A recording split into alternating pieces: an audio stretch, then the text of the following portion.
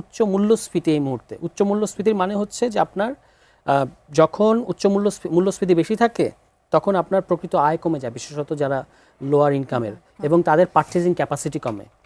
আগে যার family pack যিনি ব্যবহার করতেন তিনি এখন মিনি প্যাকে চলে আসেন বিভিন্ন জিনিসের ক্ষেত্রে, এবং তাকে হচ্ছে মানে সবসময় বাছাই করতে হয় যে কোনটা আমি বাদ দেবো আমার নিত্য প্রয়োজনীয় তালিকা থেকে। আমি এটার কথা বলেছি যে, এবং এই মানে বাজেটের ফলে যে ধরনের ইমব্যালেন্স তৈরি হওয়ার সম্ভাবনা আছে সোশ্যাল সেফটি নেটের কারণে একদিক থেকে, আরেক দিক থেকে আপনার সরকারি কর্মকর্তা কর্মচারীদের বেতনের কারণে এবং বেতন বাড়ানোর কারণে, এবং রাষ্ট্রের পরিচালনার ব্যয় বেশি হওয়ার কারণে, ঋণ বেশি আপনি নিচ্ছেন বলে, বেশি বেশি সুদ দিতে হবে বলে, এগুলোর ক্ষেত্রে মূল্যস্ফীতি বাড়বে। এখন মূল্যস্ফীতি কীভাবে সরকার কমাবে সেটা আমরা ইয়েট টু সি, আমরা দেখব বাংলাদেশ ব্যাংক এই ক্ষেত্রে কী ধরনের স্টেপস নেয়।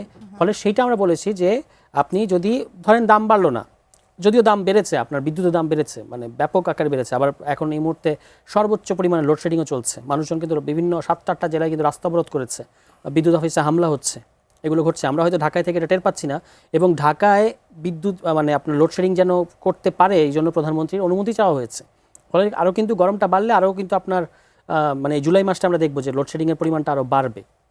তাহলে বিদ্যুতের দাম বেড়েছে, জ্বালানির দাম বেড়েছে, এগুলোর তো একটা ইম্প্যাক্ট আপনার এভরিডে লাইফের মধ্যে আছে, প্লাস হচ্ছে উচ্চ মূল্যস্ফীতি। আমি এগুলোর কথা বলেছি যে এগুলো হচ্ছে মানুষের জীবন, যেটা আপনি বলছেন জীবন বান্ধব বলেছেন, তো মানে জীবনযাত্রার যে ব্যয় সেটার ক্ষেত্রে একটা নেগেটিভ ইম্প্যাক্ট কিংবা বাড়তি একটা চাপ তৈরি করছে।